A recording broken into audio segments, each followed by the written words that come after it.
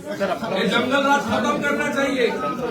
जान देना है तो दूंगा, लेकिन बंगाल को डेमोक्रेसी बहाल करने के लिए, बंगाल को शांति लाने के लिए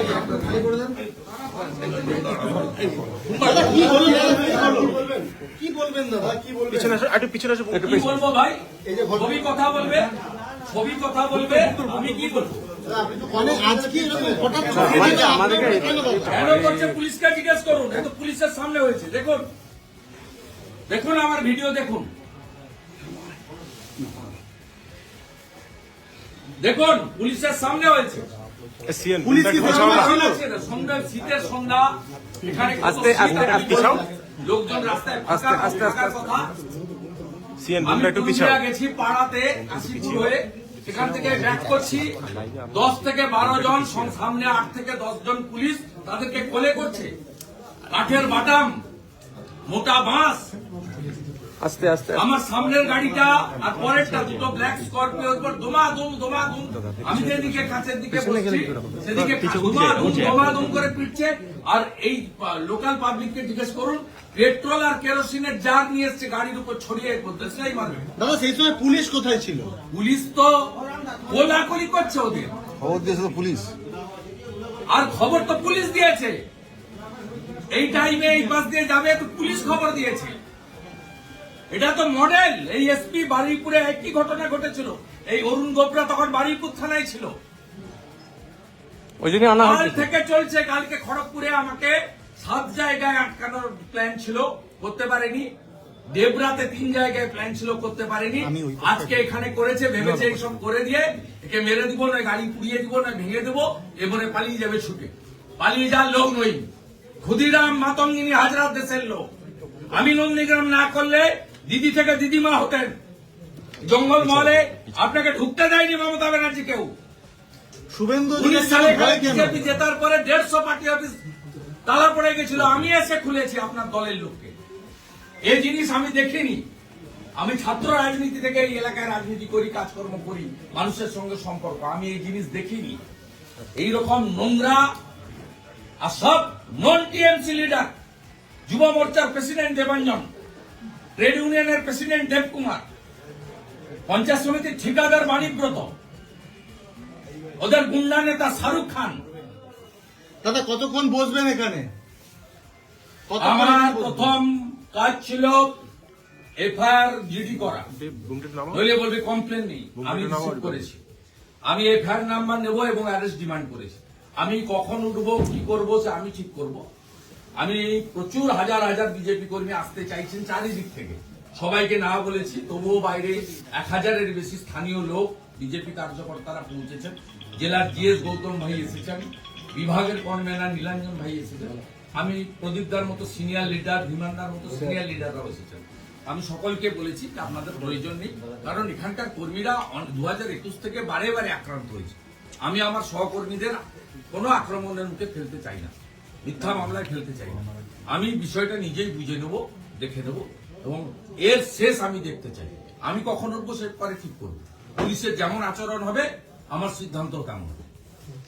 দাদা একজন বিরোধী দলনেতাকে এভাবে বসে থাকতে হচ্ছে মেঝেতে, একদম বলবেন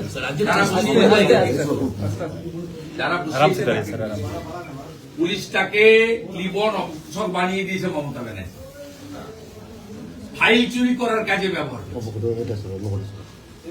কোন কারণ আছে রাত্রে 1:20 সময় 165 কিলোমিটার দূরে আমি প্রোগ্রাম করে দিচ্ছি? কোন কারণ আছে বলুন, রিজন আছে? গুন্ডারা জঙ্গল আর ভেবেছে পালিয়ে যাবে। পালানোর লোক আমরা নই। নেতাই নন্দীগ্রাম না হলে দিদি থেকে দিদিমা হতেন, মুখ্যমন্ত্রী হতেন না। আপনার দিন ঘড়িয়ে এসেছে, দেশ আর নাম্বার, আপনাকে যেতে হবে গণতান্ত্রিক ভাবে।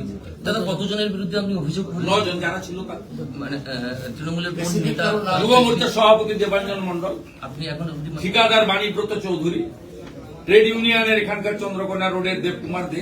ভাবতে পারেন যে দেবকুমার দেবুটেবুর মতো ছেলে, হ্যাঁ ভাবা যায়? ঘরে ঢুকে গেছিল মণিকাঞ্চন, শাহরুখ খান, এদেরকে জড়ো করে এসব করেছে। 9 জন ছিল ছবিতে, 9 থেকে 10টা লোক। পুলিশ না থাকলে ওদের কোনো ক্ষমতা ছিল না এগুলো করার, পুলিশ দাঁড়িয়ে করিয়েছে।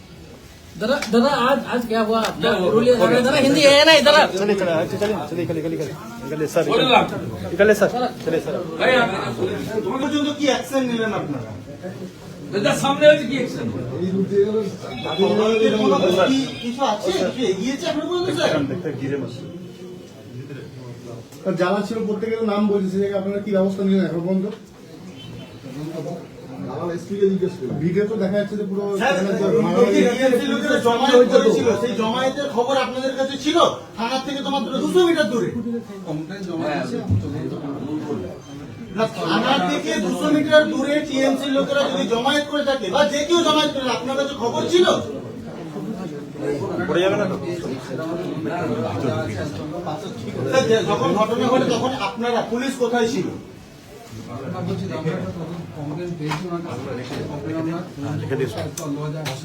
স্যার, যখন ঘটনাটা ঘটে তখন পুলিশ কোথায় ছিল না স্যার, যখন ঘটনাটা ঘটে তখন পুলিশ কোথায় ছিল আপনারা কোথায় ছিলেন তখন স্যার তদন্ত তো চলছে কিন্তু ঘটনা হচ্ছে কিভাবে ঘটলো এত বড় ঘটনাটা আপনার পুলিশ ইন্টেলিজেন্স ফেল করলো তাহলে কি যাদের দায়িত্ব ছিল তারা গাফিলতি করেছে স্যার আপনি তো চার্জে আপনি তো স্যার চার্জে কমপ্লেন দিয়েছেন আমরা স্যার কোনো ফুটেজ কালেক্ট করেছে পুলিশ কিন্তু কিছু বলার না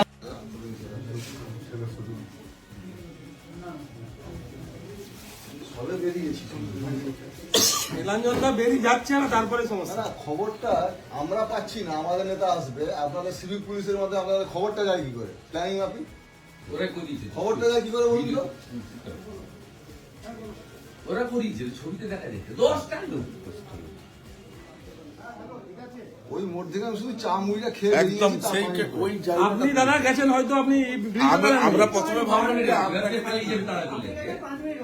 শেষ দেখে ছাড়তে আমরা তো প্রথমে ভাবলাম না আপনাকে দেখে মনে হয় চিনতে পেরেছে মনে হয় কিছু বলার চেষ্টা করছে তখন একবার আওয়াজ দিয়েছে জয় বাংলা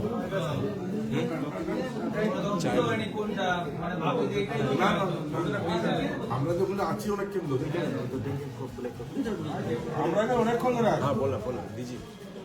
নীলাঞ্জনের সময় প্রায় আধ ঘন্টা 40 মিনিট আমরা টাইম কেটেছি কারণ কোনো তো শুটিং করে নেবো ওদের এত ক্ষতি করে দিচ্ছি কোনো প্রোগ্রাম নেই কিছু নেই